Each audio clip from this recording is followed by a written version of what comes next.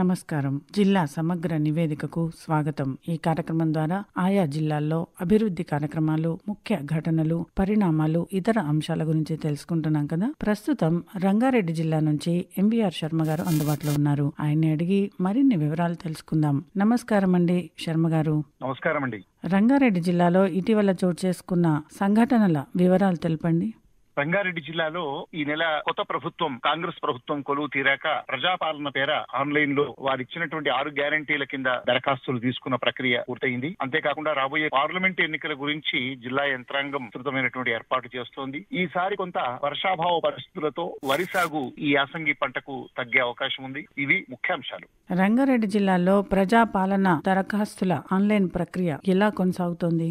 రంగారెడ్డి జిల్లాలో రాష్ట్ర ప్రభుత్వం ప్రతిష్టాత్మకంగా 6 గ్యారంటీల ఎన్నికల ప్రణాళికలో ఇచ్చినటువంటి హామీలను నెరవేర్చడం కోసం రాష్ట్ర వ్యాప్తంగా ప్రజాపాలన పేర అన్ని ప్రాంతాల్లో ప్రత్యేక శిబిరాలను ఏర్పాటు చేసి ప్రజల నుంచి దరఖాస్తులను స్వీకరించింది. ఈ నెల 17 వరకు ఈ దరఖాస్తుల స్వీకరణ ప్రక్రియ పూర్తయింది. ఇప్పటిదాకా జిల్లా వ్యాప్తంగా దాదాపు 5,60,000 పైగా దరఖాస్తులు వచ్చాయి. ఇందుకోసం వచ్చిన దరఖాస్తులన్నింటినీ కూడా ఆయా పథకాల పేర విడివిడిగా కంప్యూటర్ లో నిక్షిప్తం చేస్తూ ఉన్నారు. 558 గ్రామ పంచాయతీ దాదాపు 2,46,626 కుటుంబాలు మొత్తం ప్రజాపాలనలో దాదాపు 3 లక్షల దాకా దరఖాస్తులు వచ్చాయని, ఇందులో మున్సిపాలిటీల్లో దాదాపు 3 లక్షలు వస్తే మొత్తం గ్రామీణ ప్రాంతాల నుంచి వచ్చాయి.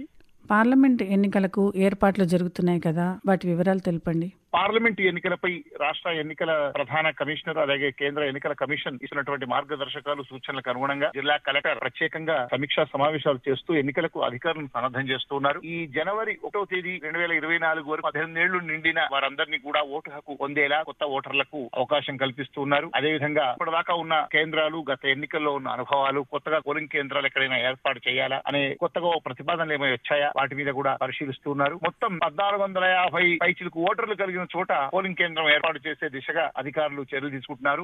వర్షాభావ పరిస్థితులతో జిల్లాలో యాసంగికి తగ్గనున్న సాగు విస్తీర్ణం ఎంత, వాటి వివరాలేంటి? ఇటీవల సాధారణ వర్షపాతం కన్నా తక్కువగా నమోదవడం, భూగర్భ జలాల కొంత అడుగంటుతుండడంతో రైతుల్లో కూడా కొంత ఆందోళన వ్యక్తమవుతోంది. మొత్తం గత యాసంగితో పోలిస్తే ఈసారి 40,000 ఎకరాల సాగు విస్తీర్ణం తగ్గే అవకాశం ఉందని అధికారులు చెప్తున్నారు. గత ఏడాది దాదాపు 1,20,000 ఎకరాల్లో ఆయా పంటలు పండించగా ఈసారి 80,000 ఎకరాల్లోనే పంటలు పండించే అవకాశం ఉందని అధికారులు అంచనా వేస్తున్నారు. విజయవంతంగా సీఎం అల్పాహార పథకం జరుగుతోంది కదా, వివరాలేంటి?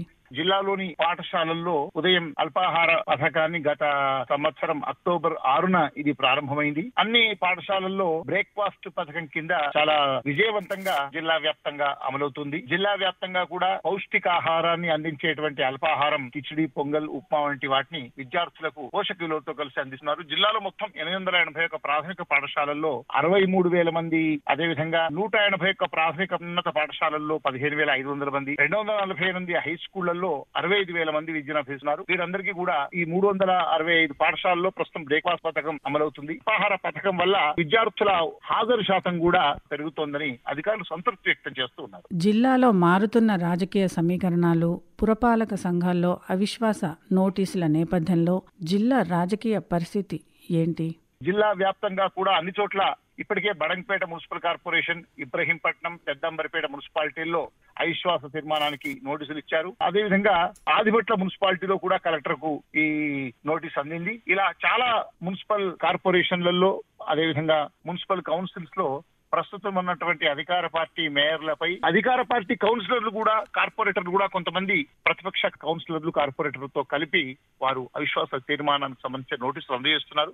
దీనిపై కలెక్టర్ త్వరలోనే నిబంధనల ప్రకారం నిర్ణయం తీసుకుని వాటిపై తదుపరి కార్యాచరణ చేసే అవకాశం ఉంది. మంచిదండి శర్మ గారు, ధన్యవాదాలు. ధన్యవాదాలండి, నమస్కారం. ఇదండి రంగారెడ్డి జిల్లా నుంచి శర్మ గారు అందించిన జిల్లా సమగ్ర నివేదిక. మరో రోజు మరో జిల్లా నుంచి సమగ్ర నివేదికను విందాం. అంతవరకు సెలవు, నమస్కారం.